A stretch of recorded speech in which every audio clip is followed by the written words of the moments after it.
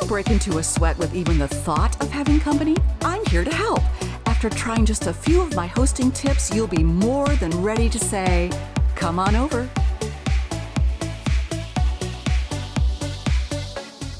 Over here, I have indoor, outdoor also, but I do want to start with maybe the easiest plant anyone could buy, and that's this guy, the ZZ plant. This ZZ plant actually came in the pot it's in from an estate sale. I was like, do you know what those cost? Because this is not a cheap plant. One of the reasons is it's really hard to kill them. Now, there are some of you out there, there may be someone in this room who would kill this plant, but it's very, very, very hard to kill this plant. Here's why. This plant survives on massive neglect. And by massive, I mean it can be in an office with no windows. No windows. You could forget to water it for 2 to 3 months. Doesn't matter. It actually prefers to be dry. I don't know if you can see this, but it is very, very dry. It's sitting in very dry soil. If I transplanted it, I'd probably put it in more of a cactus blend. It has these beautiful leaves, which I'm going to go over here and show you what happens when you shine them. This is actually a newer stem, but you see this leaf here, it just needs to be cleaned off. Even I, the crazy plant lady. And you are? Poison. Poison ivy. Need to go through and clean off these leaves.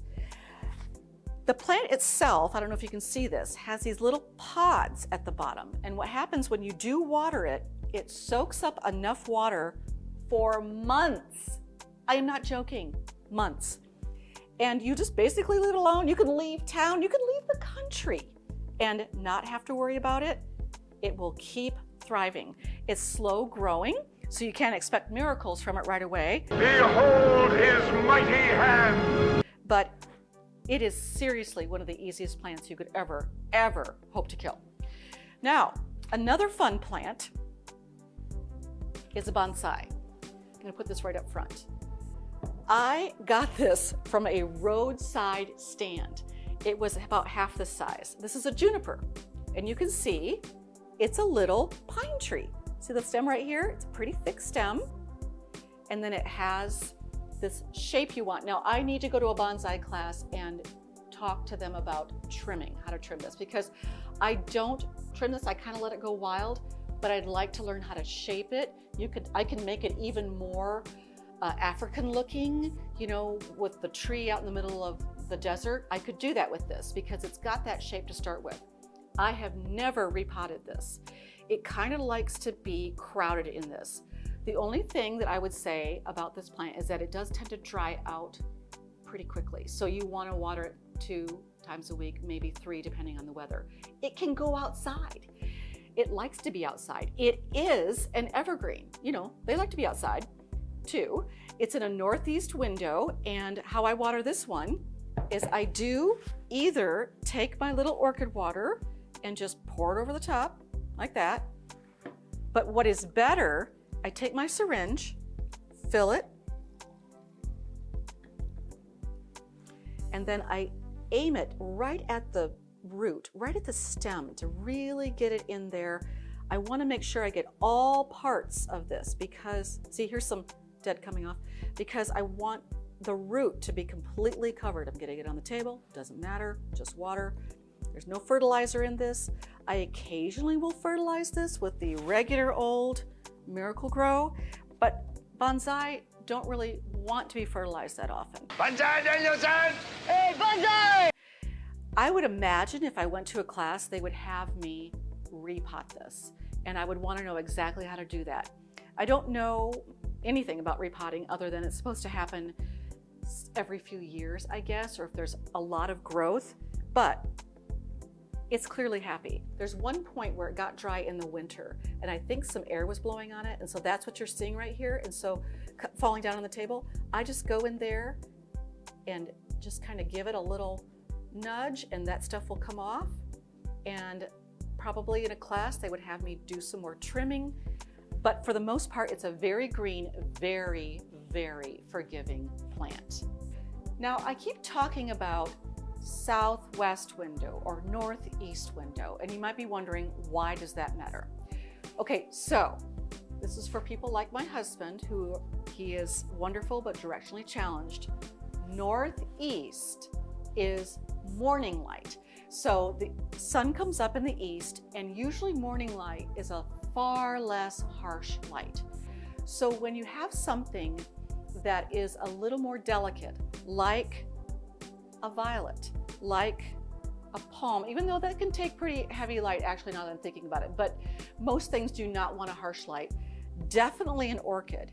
They want softer and more indirect light. So if you had something in an eastern window, like it was due east where the sun comes up, blinds you in the morning, you probably wouldn't want to have a delicate plant in that lighting. Instead of it being due east, you'd want it to be northeast. So it's getting the morning sun, but it's kind of at an angle. It may even be filtering in through tree leaves or part of your window frame, or even maybe a window covering of some sort, a curtain or a blind. If it's getting filtered morning light, that is happy, happy light. Most plants love that light. But sometimes a plant thrives on a harsher southwestern light. As the sun moves across the horizon, the sun gets hotter in the west. Think about the western states or the western part of the world where it's hotter. I'm baking like a toasted cheese here. It's so hot here. And ivy will do fine in that window, particularly if it's a southwest light, because again, it's not getting due west where the sun goes down. It's not getting like straight on harsh southern sun. Even through a window inside can still be very, very hot. It's getting more southwest, moving down, so it's getting an angle of light. This one, as I mentioned, is also in a window that has a little bit of a tree canopy, so it's really getting more filtered light. It is happier there than it would be in a northeast light, or I've discovered, at least for my house, this wants more of an afternoon sun. So on a plant tag, it's not going to say, put this in a northeastern window. It's not going to say that. You might see things like indirect light, direct light. It might say something like low light, like some plants over here are going to take low light. It might say bright light, which doesn't necessarily mean harsh light. It just means a window where it's getting a lot of light and it's bright in that room. And you can tell that by walking through your house and seeing where is it really bright in the morning, where is it really bright in the afternoon. And that will help you think about where you want to place your plants. What you don't want to do is place your plants in a part of the house that gets very little light. Plants need light to grow, to thrive. They want to develop blooms or new little leaves. And to do that, they must have some kind of light. So just notice that at the garden center. You will see where they have placed their houseplants. And you can tell by the part of the garden center that this is the best light. They might have grow lights, but they might just have filtered light coming in from one part of the garden center. If that garden center area is facing north or northeast, that's the kind of light it needs. If it's facing south, southwest, it can take harsh light. And so you know where that should go. So those are some of my tips when I go out shopping for houseplants, which clearly I do perhaps a little too much of. I pay attention to these things so that when I bring them home, they will be happy living here with me.